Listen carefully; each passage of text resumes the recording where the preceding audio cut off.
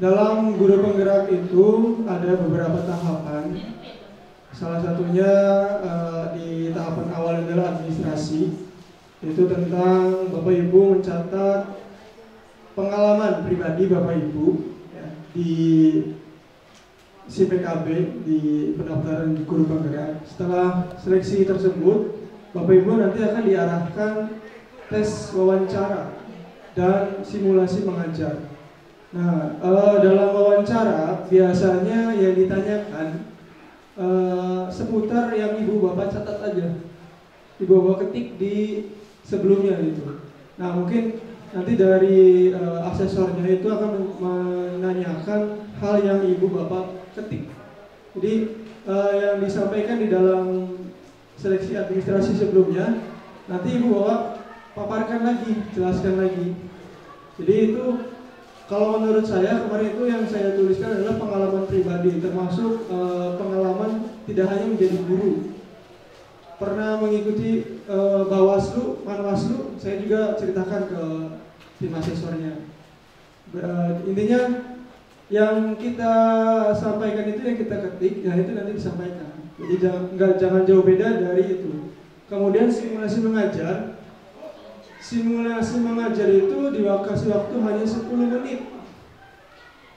Dalam 10 menit itu harus disampaikan dari pembukaan sampai penutupan secara singkat saja, garis besarnya saja. Jadi hanya 10 menit. Awal pembukaan, pembelajaran bagaimana, kemudian isi teksnya bagaimana, kemudian penutupan pembelajaran juga bagaimana. Jadi hanya menyampaikan 10 menit saja.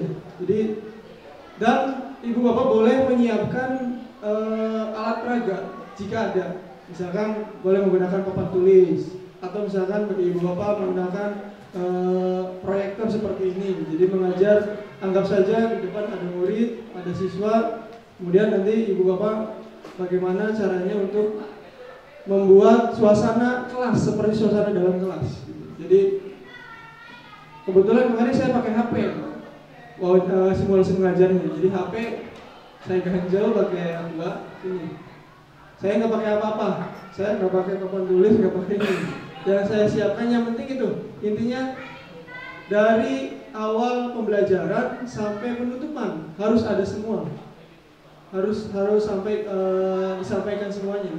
Dari awal pembelajaran, pembukaan, kemudian ketika pembelajaran, terus di akhir penutupan harus tersampaikan semua, termasuk kayak absensi dan itu harus ada. Jadi nanti yang dinilai itu apakah dalam 10 menit bisa menyampaikan keseluruhan materi pembelajaran atau tidak. Jadi yang dinilai bukan materinya, tapi cara mengajar kitanya. Jadi bukan materinya bagus apa enggak. Mungkin asesor nanya, bilangnya, sok Bapak atau Ibu silakan mulai simulasi mengajarnya. 10 menit, nanti 20 menitnya, biasanya 20 menitnya itu tanya jawab. Tanya jawab seputar materi yang diajarkan, kemudian kayak model atau metode pembelajarannya apa yang digunakan.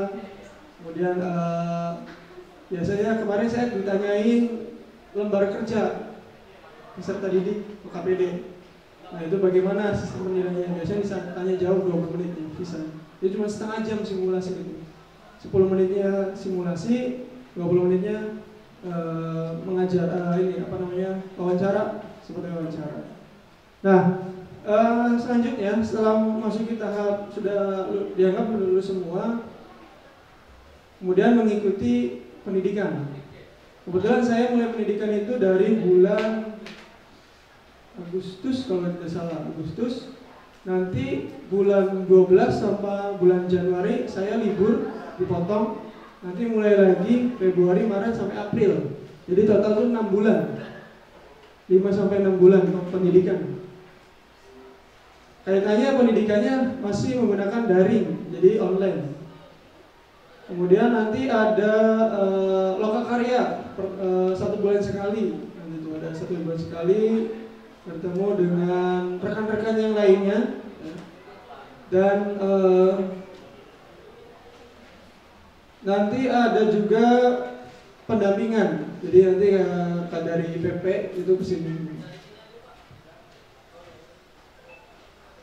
Ini adalah salah satu materi yang sedang saya pelajari di PGP itu penerapan budaya positif. Nanti lebih jelasnya ada di dalam materi. Nah, ini adalah salah satu materi yang ada dalam pendidikan guru penggerak. Jadi kita tidak hanya mengenalkan pembelajaran saja. Jadi dalam pendidikan itu justru lebih ke bagaimana memanage diri gitu. Jadi bukan hanya kita bagaimana cara mengajarnya, enggak.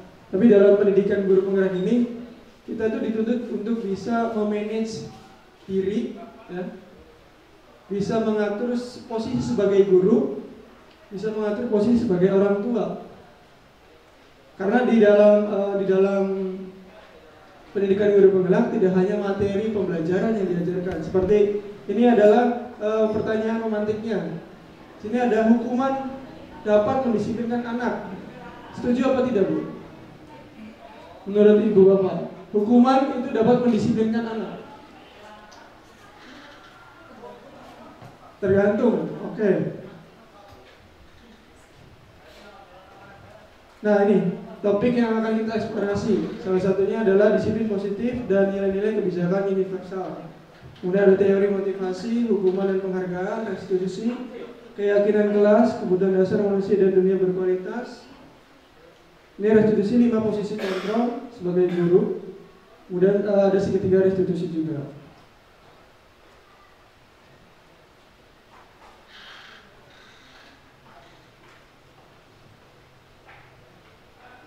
Ini perubahan paradigma teori kontrol atau teori pilihan ilusi kontrol. Ilusi guru mengontrol murid. Kemudian di sini juga ada ilusi bahwa kritik dan membuat orang merasa bersalah. Ini merupakan segitiga restitusi, bagian dari teori kontrol. Nah, ini siapa sesungguhnya yang memiliki kontrolnya? Apakah kita atau muridnya? Ya, di sini kita coba bandingkan antara stimulus respon dengan teorinya atau pilihannya. Kita mencoba mengubah orang agar berpandangan sama dengan kita. Susah kan? Nggak bisa.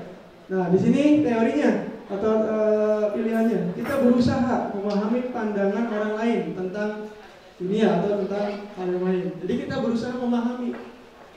Jangan kita mencoba untuk memaksakan orang untuk sama dengan pandangan kita.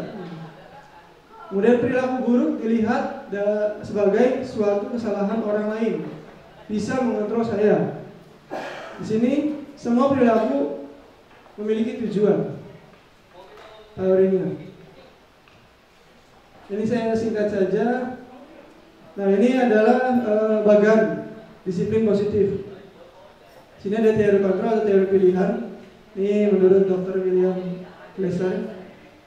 Sini menurut beliau, Anda tidak bisa mengontrol orang lain, hanya Anda yang bisa mengontrol diri Anda.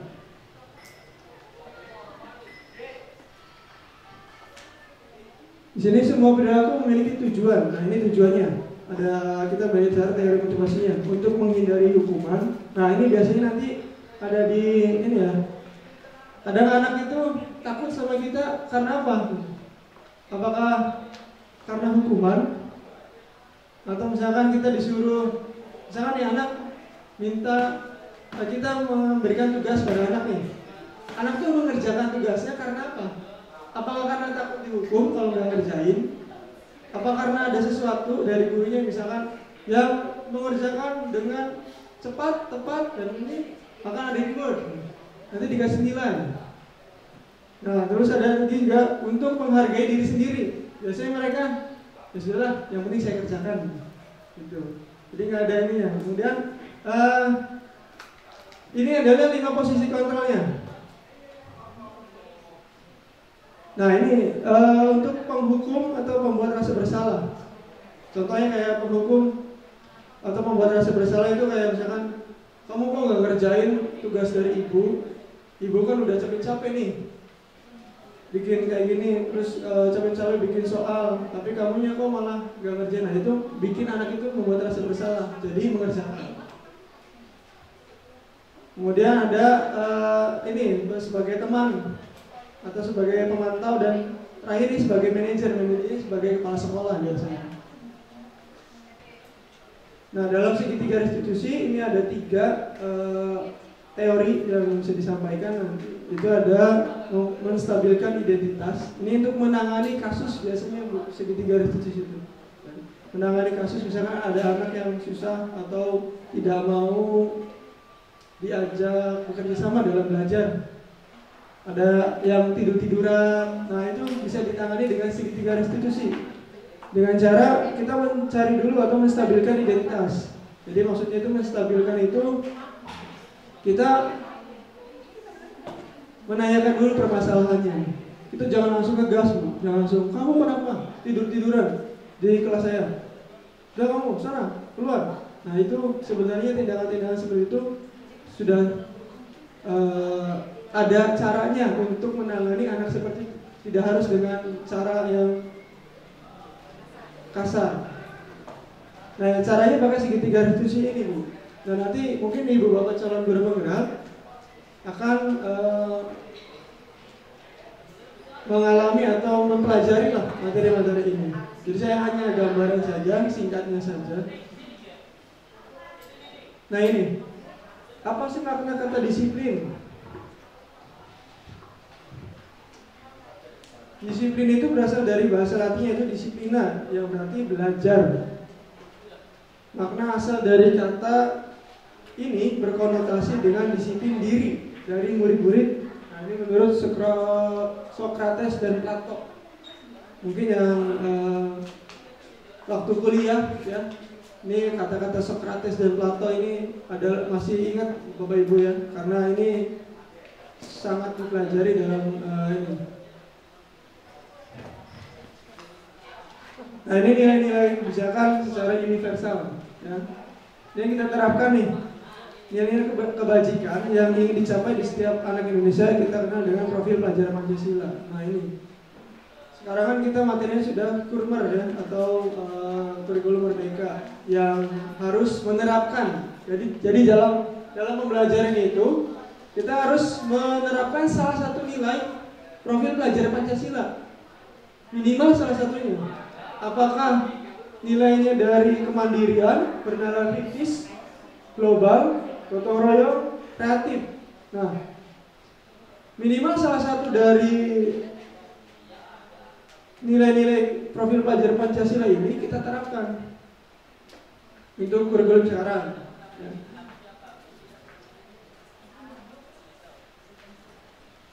Kemudian di sini ada eksplorasi konsep. Nah, ini yang kedua, konsep untuk teori motivasi perilaku manusia.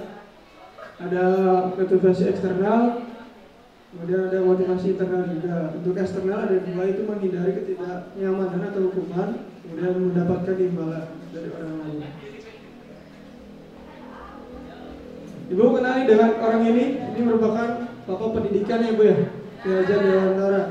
Nah menurut Ki Hajar Dewantara, merdeka itu artinya tidak hanya terlepas dari perintah, akan tetapi juga cakap buat memerintah diri sendiri. Ini Ki Hajar Dewantara dalam buku pemikiran atau konsepsi keterangan sikap cetakan kelima. Nah ini tadi yang materi hukuman ya. Jenis hukuman ini dihukum oleh penghargaan, bahwa penghargaan berlaku sama. Ini bahasanya dihukum oleh penghargaan, padahal penghargaan. Kenapa hukuman? Nah, di sini bahwa penghargaan berlaku sama dengan hukuman, dalam arti meminta atau membujuk seseorang melakukan sesuatu untuk memenuhi suatu tujuan tertentu dari orang yang meminta atau membujuk. Pengaruh jangka pendek dan panjang. Pasti kita selalu merasa nggak enak nih kalau misalkan kita selalu diberi ya. Kita misalkan selalu diberi nih kepada dari seseorang atau dari kepala sekolah nih, kita selalu diberi yang reward sama kepala sekolah misalnya. pasti kita muncul kan rasa nggak enaknya. Nah itu namanya dihukum oleh penghargaan. Misalnya ya Bu ya, kalau belum pernah, mohon maaf. Ini misalnya. Jadi kalau belum pernah, lanjutnya di sini juga penghargaan mengurangi ketepatan. Penghargaan tidak efektif.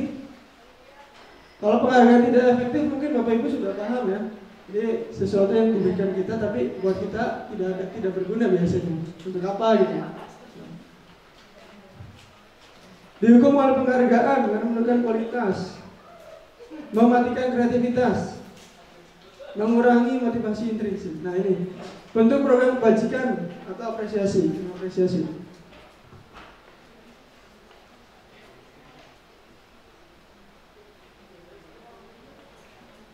Dalam memberikan apresiasi atau pengakuan perlu diingatkan beberapa hal. Yang pertama secara khusus, secara pribadi, kemudian semua murid secara konsisten dan fokus pada proses. Selanjutnya adalah contoh dari pengakuan atau apresiasi. Ini kemarin contohnya. Kemarin saya perhatikan kalimatnya, kemarin saya perhatikan. Nah, ini pembuka biasanya untuk memberikan apresiasi. Rasa empatimu besar sekali.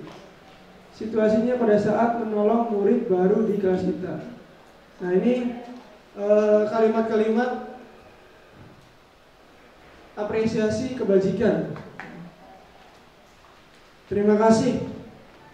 Kemudian rasa tanggung jawabmu, kamu bisa menyelesaikan tugas ini dengan bertanggung jawab. Nah itu merupakan bentuk kalimat-kalimat apresiasi.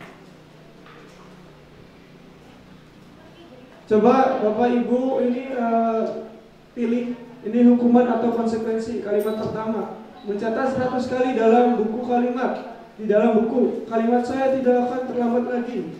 Bentuk hukuman atau konsekuensi Bu? Hukuman. Lari mengelilingi lapangan, hukuman atau konsekuensi Bu? Hukuman. Kemudian yang ketiga, hukuman apa konsekuensi? Hukuman. Yang keempat, menggantikan kertas tugas temannya yang dicoret, konsekuensi. Yang kelima, membersihkan tumpahan air, konsekuensi atau hukuman? Konsekuensi. Yang kalimat keenam, murid disuruh untuk mengenakan sepatu sehari di sekolah, hukuman apa konsekuensi? Hukuman. Yang terakhir, lari mengelilingi lapangan basket 2 kali karena terlambat 10 menit untuk pelajaran PJOK. Oke, ini jawabannya. Hukuman, konsekuensi, dan hukuman. Nah, kenapa kalimat terakhir itu konsekuensi? Karena sesuai dengan satu, kesepakatan belajar, kedua karena sesuai dengan pelajarannya. Olahraga ya silakan, boleh menggunakan konsekuensi seperti itu, lari. Tapi kecuali kalau saya bahasa Indonesia, ada yang nggak ngerjain, terus saya menghukum untuk push up, nah itu namanya hukuman, beda. Kalau misalnya disuruh membuat puisi, nah itu baru konsekuensi. Sesuai ini. Nah ini perbedaannya ya. Ini restitusi, kita lanjut aja.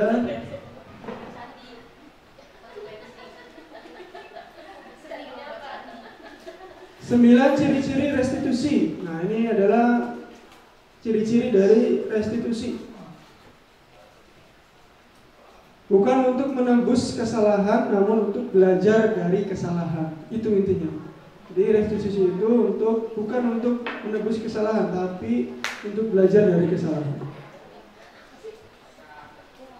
Nah, keyakinan kelas mungkin kita sudah ya. Di kurikulum Merdeka juga kita dengan siswa wajib membuat keyakinan. Nah ini adalah keyakinan untuk disepakati dalam pembelajaran kita. Jadi tidak hanya dengan kelas saja Bu, dalam pembelajaran pun kita wajib membuat keyakinan. Jadi misalkan kayak saya wali kelas TKR, terus saya nggak membuat keyakinan dengan kelas TSM. Nah itu harusnya kita buat, tapi tidak secara banyak seperti keyakinan kelas, tapi kita buat kesepakatan aja dengan. Oke, Terima kasih Bapak Ibu. Mungkin nanti bisa dilanjutkan atau saya share ininya materinya dan materi-materi. Kalau materi CGP mungkin insya Allah saya akan berbagi lah, ada file-filenya, barangkali nanti bisa saya share untuk. Terima kasih. Mohon maaf kalau ada kata-kata yang tidak berkenan. Saya tutup. Wassalamualaikum warahmatullahi wabarakatuh.